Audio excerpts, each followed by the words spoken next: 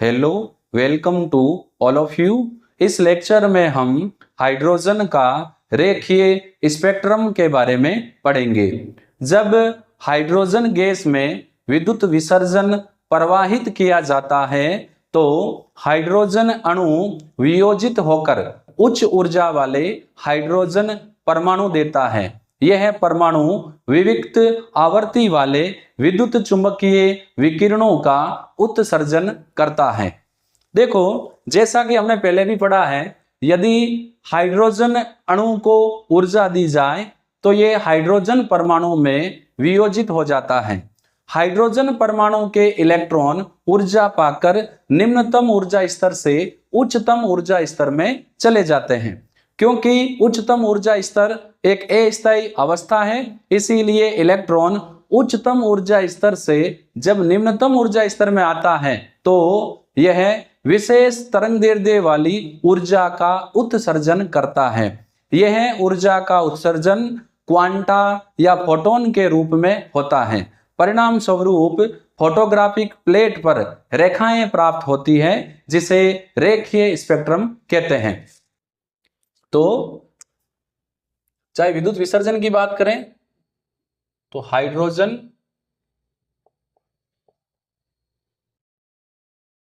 Gas में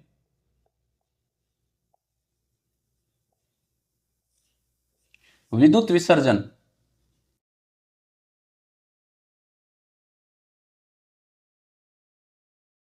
प्रवाहित करने पर यह हाइड्रोजन परमाणु में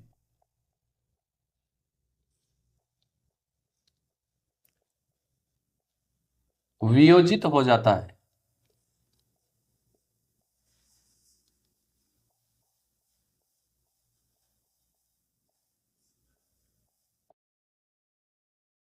इलेक्ट्रॉन ऊर्जा पाकर, हाइड्रोजन परमाणु के इलेक्ट्रॉन ऊर्जा पाकर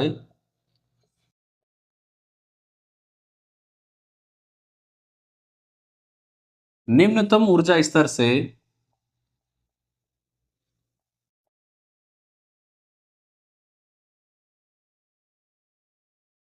उच्च ऊर्जा स्तर में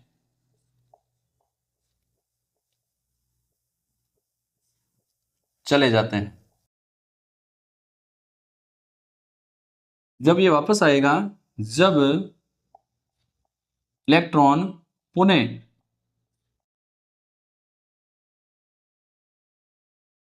निम्न ऊर्जा स्तर में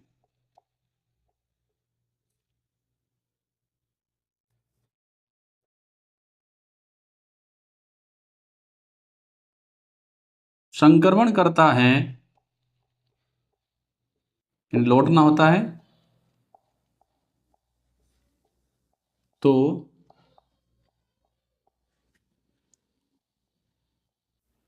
विशेष स्पेसिफिक तरंगदैर्ध्य वाली ऊर्जा का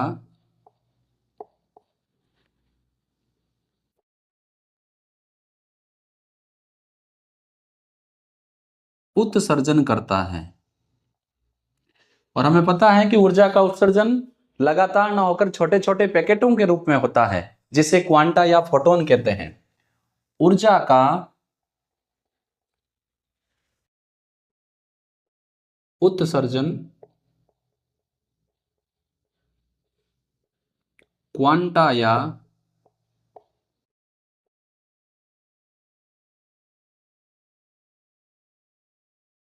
फोटोन के रूप में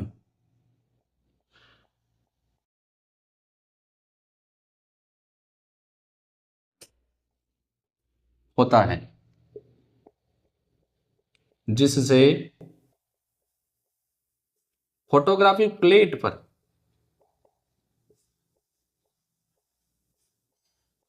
रेखाएं प्राप्त होती हैं।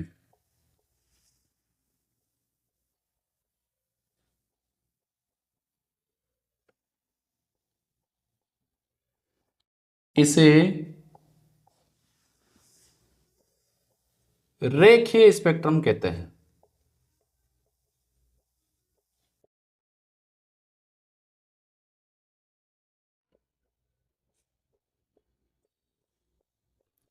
हाइड्रोजन स्पेक्ट्रम में कई रेखाओं की श्रेणियां प्राप्त होती हैं, जिसका नाम उनके खोजकर्ता के आधार पर दिया गया है।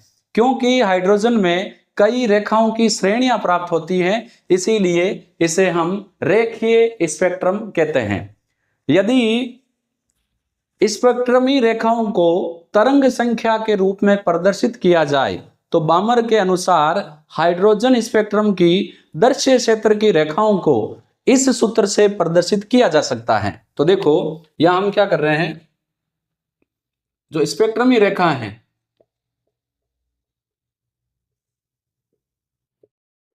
स्पेक्ट्रमी रेखा को या रेखाओं को तरंग संख्या वी बार के रूप में व्यक्त किया जाए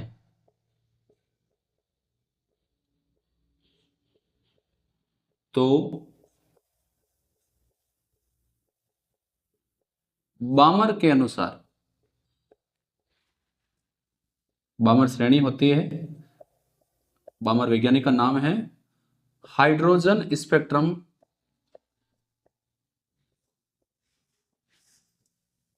के विजिबल रेंज दृश्य क्षेत्र की रेखाओं को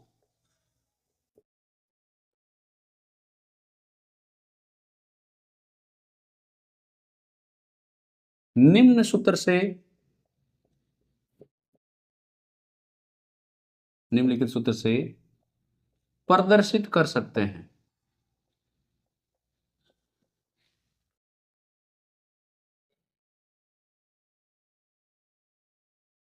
और बामर ने जो फॉर्मूला दिया था वो फॉर्मूला है V बार इक्वल टू 109677 1/2 का स्क्वायर माइनस 1/n1 का स्क्वायर सेंटीमीटर इनवर्स। एक वैज्ञानिक था जिसका नाम था रिडबर्ग। रिडबर्ग ने एक फॉर्मूला दिया जिसकी सहायता से हम हाइड्रोजन स्पेक्ट्रम की सभी श्रेणियों की रेखाओं को ज्ञात कर सकते हैं। तो ये फॉर्मूला बामर ने दिया। अब हम बात करें रिडबर्ग। रिडबर्ग के अनुसार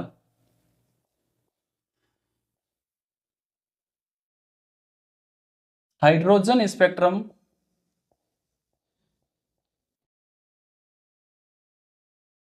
की सभी श्रेणियों, कोई भी श्रेणी हो, लाइमन हो, बामन हो या पास्सन हो, की रेखाओं को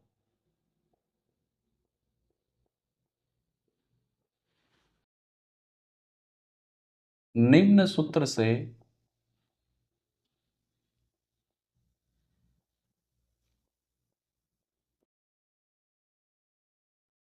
प्रदर्शित कर सकते हैं।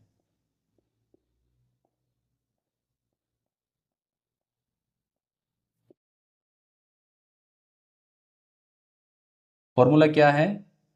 V बार यानी तरंग संख्या बराबर 109677 1/n1 square minus 1/n2 square centimetre inverse. मात्रक तरंग दैर्ध्य का व्युत्क्रम होगा, क्योंकि तरंग संख्या तरंग दैर्ध्य का व्युत्क्रम होती है। यहां पर n1 निम्नतम ऊर्जा स्तर और n2 उच्चतम ऊर्जा स्तर है, यानी पूर्व में ऊर्जा स्तर, उसके बाद जब इलेक्ट्रॉन संक्रमण करेगा तो बाद में ऊर्जा स्तर। अब हम हाइड्रोजन स्पेक्ट्रम को बना लेते हैं। यहां पर किस प्रकार की रेखाएं यहां पर प्राप्त होगी उसकी बात कर लेते हैं। यह है जब n की वैल्यू अनंत हो।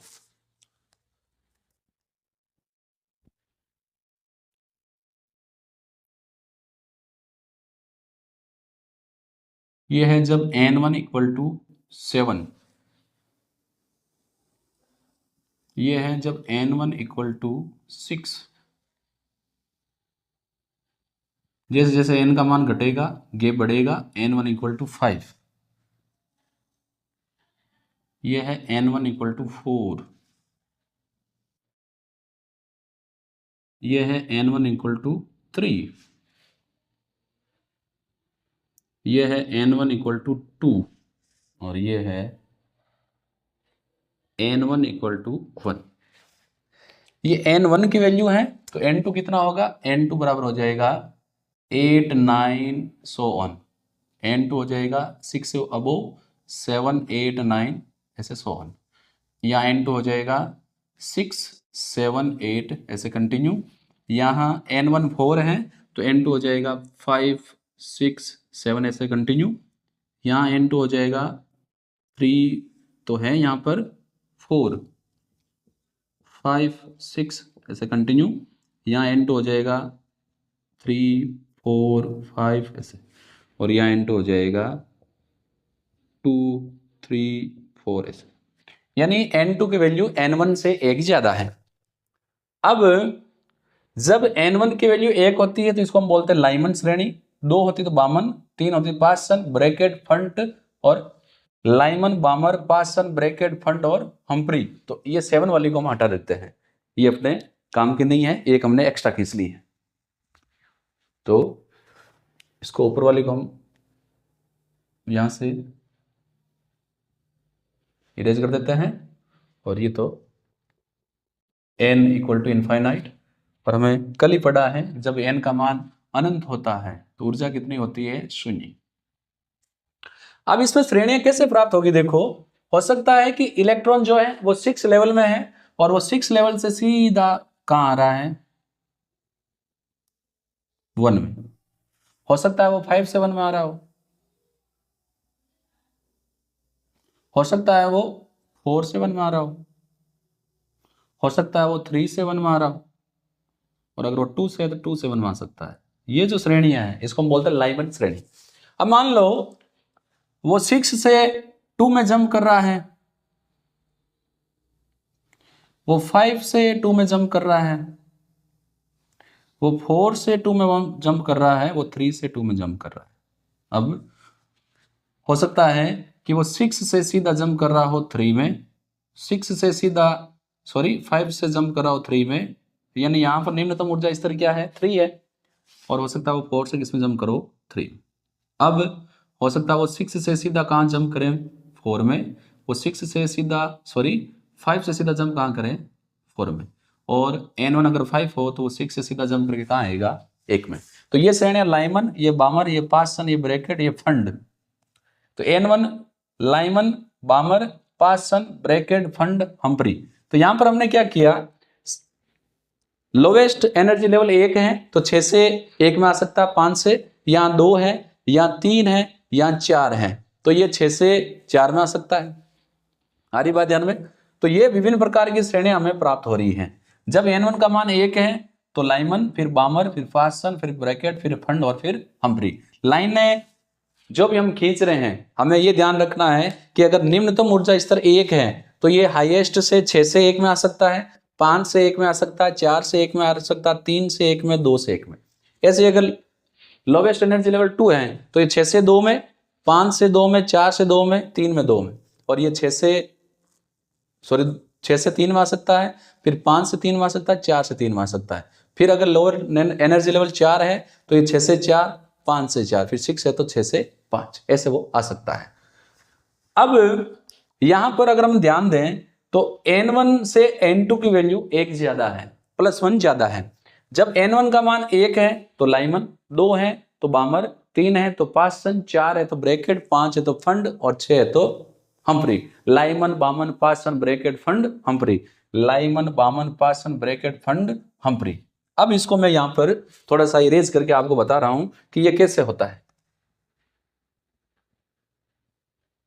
फिर हम बोर मॉडल का यूज करेंगे और इसको एक्सप्लेन करेंगे कि ये फॉर्मूला कैसे आया, जो एनर्जी वाला फॉर्मूला है उसको मैं ऊपर लिख के छोड़ रहा हूं।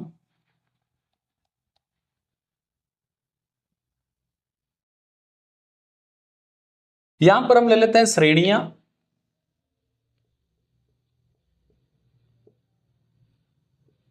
यहां पर ले लेते हैं n1 का मान, यहां ले लेते हैं n2 का मान और यहां ले लेते हैं क्षेत्र किस रेंज में ये हमें प्राप्त होती है। श्रेणियां लाइमन, बामर,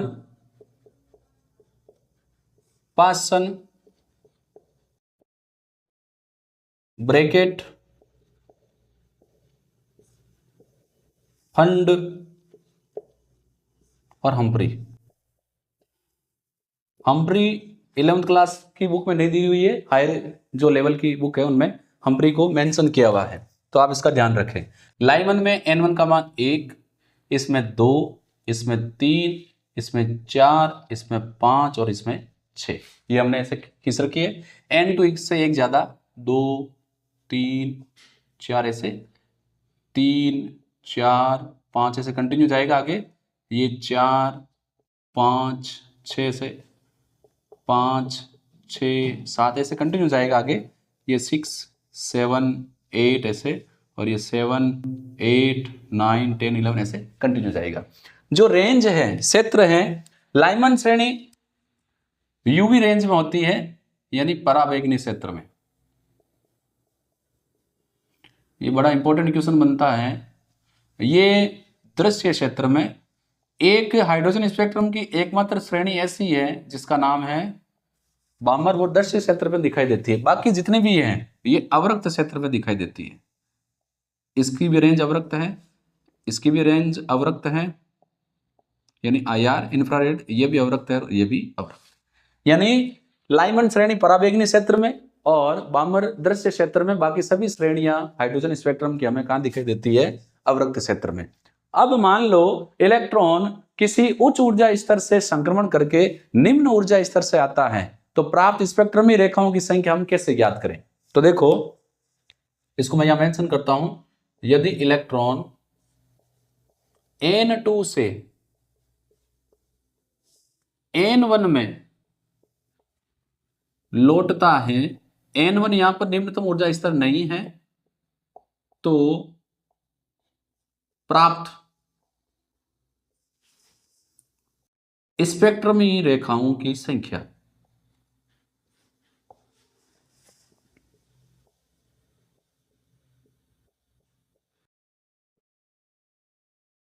इसके लिए फॉर्मूला है N2 माइनस N1 गुणा N2 minus N1 plus 1 divided by 2। अब मान लो वो 7वें लेवल से संक्रमण करता है लेवल नंबर 2 में, तो यहां पर N2 कितना हो जाएगा? 7, N1 कितना हो जाएगा? 2। तो फॉर्मूले से रेखाएं कितनी प्राप्त होगी? 7 माइनस 2, फिर 7 माइनस 2 प्लस 1 डिवाइडेड बाई 2। 7 में से 2 हो जाएंगे 5 इंटू 7 में से 2 हो जाएंगे 5 और 1 की 6 डिवाइडेड बाई 2। 5 और 6 से गुणा करेंगे 30, 30 में 2 का भाग देंगे, कितनी रेखाएं प्राप्त होगी? 15। अब एक फॉर्मूला और है, उसमें इलेक्ट्रॉन उच्चतम ऊर्जा स्तर से जब निम्नतम ऊर्जा स्तर में लौटता है, जब इलेक्ट्रॉन उच्चतम से यानी N1 बराबर 1 में उच्चतम से निम्नतम स्तर में लौटता है, तो स्पेक्ट्रमी रेखाएं इस सूत्र से हम दे सकते हैं, n माइनस 1 डिवाइडेड बाई 2। ये फॉर्मूला है। अब सपोज करो वो आ रहा है 6ठे लेवल से लेवल नंबर 1 में, तो यहां पर n की वैल्यू हम कितनी रखेंगे? 6 रखेंगे, तो 6 माइनस 1 डिवाइडेड बाई 2। ये 6 में से गया 5 डिवाइडेड बाई 2, यानी 6 को 5 से गुणा करेंगे 30, 30 में 2 का भाग देंगे, कितने आएगी? 15। अब वो मान लो 7वें से पहले लेवल में आ रहा है, तो उस कंडीशन में हम इसको इरेज कर लेते हैं। देखो लाइनें काउंट भी कर सकते हैं। 6ठे से जब पहले में आएगा तो लाइनें देखो 1 2 3 4 5 6 7 8 9 10 11 12 13 14 और 15। जब वो 6ठे से पहले में आएगा तो कुल रेखाएं कितनी प्राप्त हो रही है हमें? यहाँ 15। अब देखो इसको हम दूसरे टाइप से भी समझ सकते हैं। एक बार मैं इसको इरेज कर देता हूं।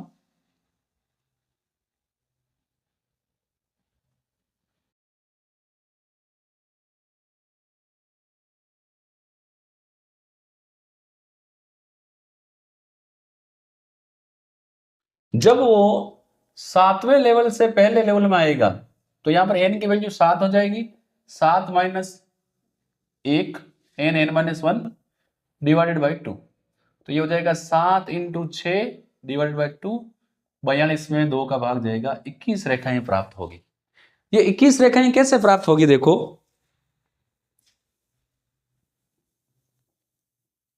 n माइनस 1, जब n में से एक निकालेंगे तो कुल रेखाएं कितनी प्राप्त होगी? 6। ये लाइमन श्रेणी। n माइनस 2 कितनी प्राप्त होगी? 7 में से 2 गए 5। n minus 3 4। n माइनस 2 7 में से, सॉरी 2 नहीं 4। n माइनस 4 7 में से 4 जाएंगे 3, ये रेखाएं होगी 3। n minus 5 2। n माइनस 1 कितनी हो जाएगी? 1। तो ये टोटल कितनी हो गई? 21। 6 5 11, 4 15, 3 18, 2 20 और 21। अब वो मान लो इसको प्रूव कर रहे हैं जब वो 7वें से दूसरे में आ रहा है, तो यहां हो जाएगा n माइनस 2, 7वें से 2 गए 5। n माइनस 3, क्योंकि यहां लोवेस्ट रेंज 2 है ना, तो -2 से स्टार्ट करेंगे। लोवेस्ट रेंज 1 है तो -1 से स्टार्ट करेंगे। 7 में से 3 गए 4। n माइनस 4 7 में से 4 गए 3। n minus 5 2। n minus 6 1। तो कितनी हो गई? 5 4 9, 3 12 और 3 15। इस प्रकार यदि वो n2 से n1 में लौटता है तो स्पेक्ट्रमी रेखाओं की संख्या को इस फॉर्मूले से, और किसी हाईएस्ट एनर्जी लेवल से लोवेस्ट में लौटता है तो स्पेक्ट्रमी रेखाओं की संख्या को इस फॉर्मूले से हम ज्ञात कर सकते हैं। हम ये फॉर्मूला भी इसके लिए लगा सकते हैं। तो यहां पर n क्या होगा? 7 होगा। जैसे मान लो यहां हमने किया है n 7, तो ये 7 है और n2 भी 7 है, n1 भी 7 है, तो 7 माइनस 7 क्या हो जाएगा? 0 ही होगा। तो फॉर्मूला कुल मिला के ये आ जाएगा, इसलिए हम डायरेक्ट इससे बात कर रहे हैं।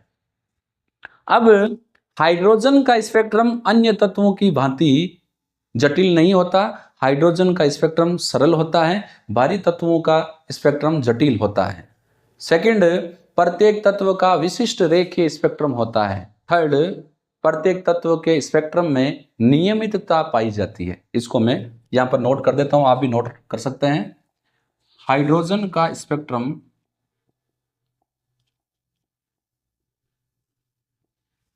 सरल होता है।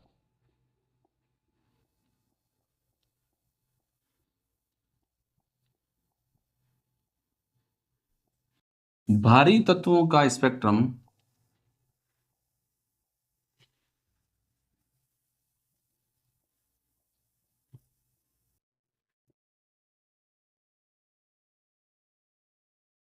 जटिल होता है।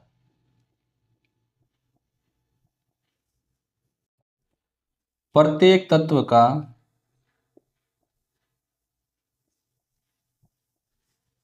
विशिष्ट स्पेक्ट्रम होता है, यूनिक होता है। थर्ड, स्पेक्ट्रम की एक प्रॉपर्टी क्या है? तत्व के स्पेक्ट्रम में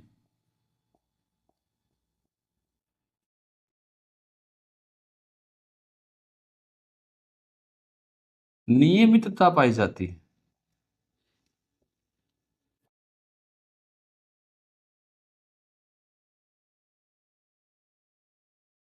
ये हमें थोड़ा सा ध्यान रखना है।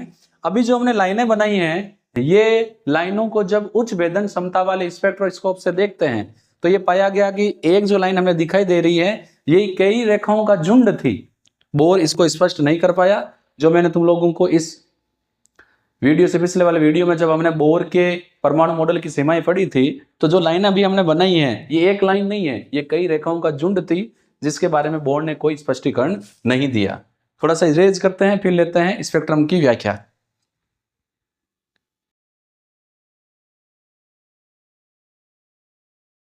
अब हम ले रहे हैं हाइड्रोजन के रे के स्पेक्ट्रम की बोर मॉडल द्वारा व्याख्या। बोर के अनुसार जब इलेक्ट्रॉन एक ही कक्षा में गति करता है तो ना तो वे ऊर्जा का अवशोषण करता है और ना ही उत्सर्जन।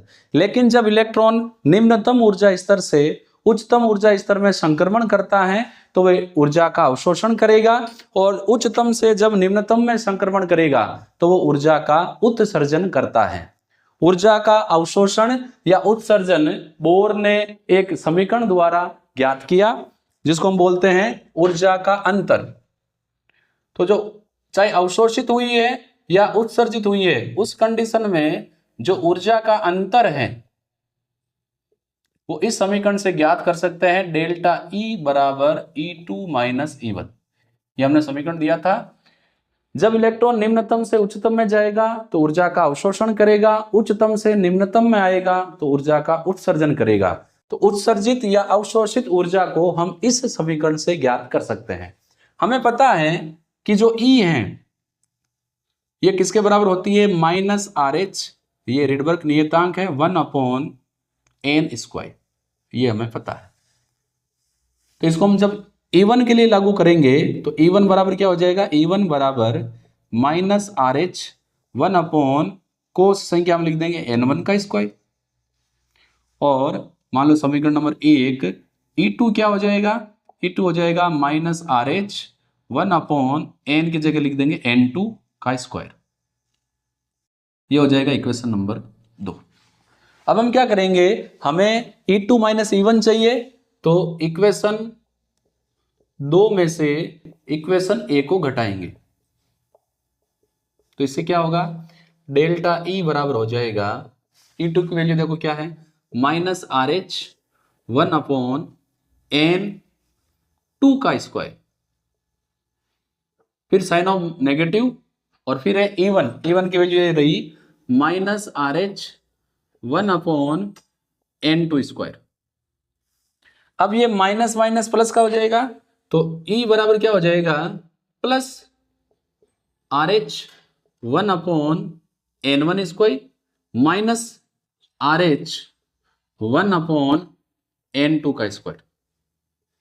अब RH दोनों में कॉमन आ रहा है तो E बराबर RH आ गया कॉमन, इसमें बच गया 1/n1² माइनस इसमें बच गया 1/n2²।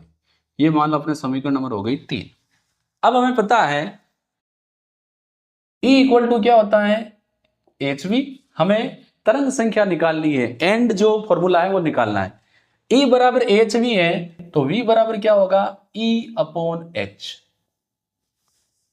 तो ये इसमें जब हम लागू करेंगे तो यहां E की जगह आ जाएगा V बराबर, जो इक्वेशन है अगर उसमें हम h का भाग दे देंगे तो अपने क्या प्राप्त हो जाएगा, आवर्ती। तो ये हो गया RH, इसमें भाग दे दिया, किसका देंगे, h का, गुणा 1/n1² माइनस 1/n2²। अब हमें फर्दर पता है कि जो C है वो बराबर क्या है, V/λ। ये हमें पता है, तो V बराबर क्या होगा, V बराबर हो जाएगा C⍵। ये हमने पहले भी पढ़ा है कि, अच्छा ये नहीं है, यहां पर मैं थोड़ा सा इरेज कर देता हूं इसको। ये हमने विद्युत चुंबकीय विकिरण के गुणों में पढ़ा था कि C बराबर V⍵। तो V बराबर क्या है, C/λ। ये हमें पता है। और हमें यह भी पता है कि जो लैम्डा है अगर इसका व्युत्क्रम कर दें तो हमें क्या प्राप्त हो जाएगी, तरंग संख्या प्राप्त हो सकती है, नहीं हो सकती है। तो यहां पर अगर मैं 1/λ लेना चाहूं तो ये क्या हो जाएगा, V/c। ये जो C है इसके नीचे चला जाएगा, ये हो जाएगा 1/λ। यानी कहने का मतलब है V/c क्या है, ये V बार है। थोड़ा इसको ध्यान देंगे। इसी समीकरण से मैंने समीकरण निकाले हैं, C बराबर V⍵, तो V बराबर क्या होगा, C/λ। अगर हम 1/λ की बात करें तो वो तरंग संख्या के बराबर है। तो इसको 1/λ करने के लिए क्या करना पड़ेगा, C को ले आएंगे इस तरफ, तो V/c बराबर 1/λ, यानी 1/λ बराबर क्या है, V बार। तो अगर हम तरंग संख्या ज्ञात करना चाहें तो अपना जो समीकरण है RH/h, इसमें हमें क्या करना पड़ेगा, जो आवर्ती है उसमें हम अगर c का भाग दे दें तो अपने प्राप्त हो जाएगी तरंग संख्या। तो ये आवर्ती है, इसमें c का भाग दे दो, c चला जाएगा नीचे, ये हो जाएगा 1/n1 square minus 1/n2 square. अब देखो RH जो है रीडबर्ग नियतांक, इसकी वैल्यू है 2.18 इंटू 10⁻⁻18 जूल।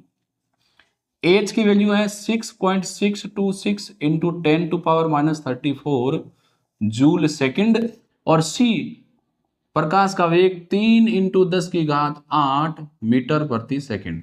इनका जब हम मान रखेंगे तो तरंग संख्या हो जाएगी बराबर 109,677 into 1/n1 square minus 1/n2 square metre inverse में अगर करेंगे तो पॉइंट लगेगा यहाँ पर। इसको थोड़ा सा हम शिफ्ट कर देते हैं तो क्योंकि अपने यहाँ गुणा में भी आएगा तो यहाँ पॉइंट लग जाएगा 1.09677 इंटू 10⁻7।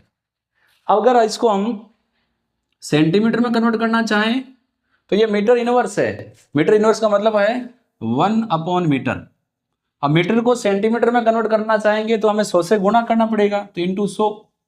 जब ये 100 ऊपर जाएगा तो 10 टू पावर कितनी हो जाएगी -2, तो ये हो जाएगा 10⁵ 1.09677।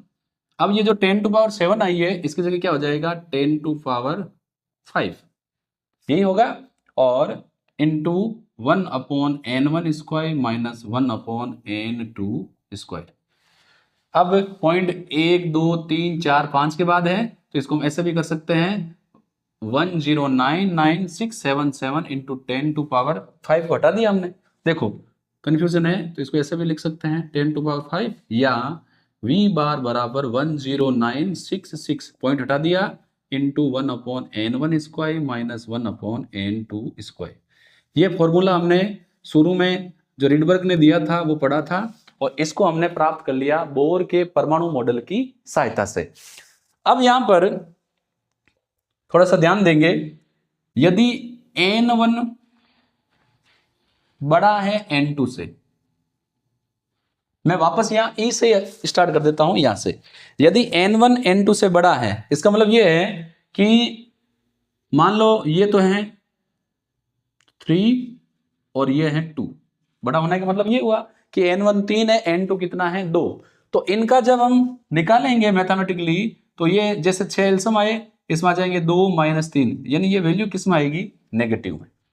और n2 बड़ा है n1 से तो वैल्यू किस में आएगी पॉजिटिव में। थोड़ा सा ध्यान देंगे, वैल्यू आएगी पॉजिटिव में। तो इस कंडीशन में डेल्टा E आएगा नेगेटिव, यानी ऊर्जा का क्या होगा उत्सर्जन।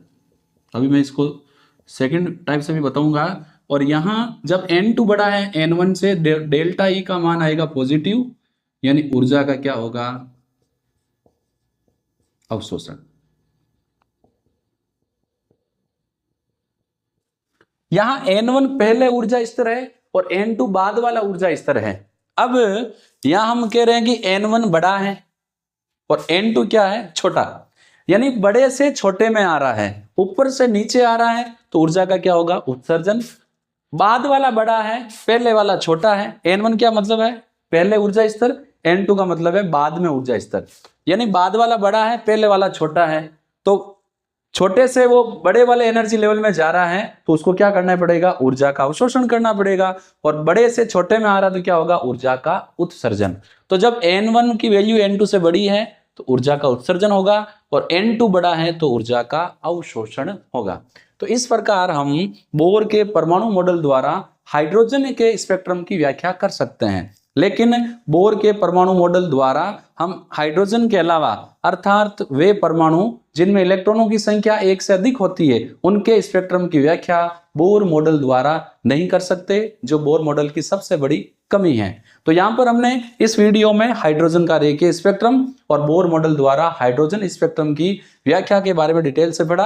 आप इस फॉर्मूले को और इस फॉर्मूले को जरूर याद रखें ताकि आपको कोई दिक्कत नहीं हो। बाकी ये फॉर्मूला अगर आपको याद है अन्य फॉर्मूले भी आप बना सकते हैं। हम फिर मिलेंगे नेक्स्ट वीडियो में। अगर वीडियोज आपको पसंद आ रहे हैं तो मेरे YouTube चैनल को ज़्यादा से ज़्यादा शेयर करें अपने दोस्तों के साथ। हम फिर मिलेंगे, धन्यवाद।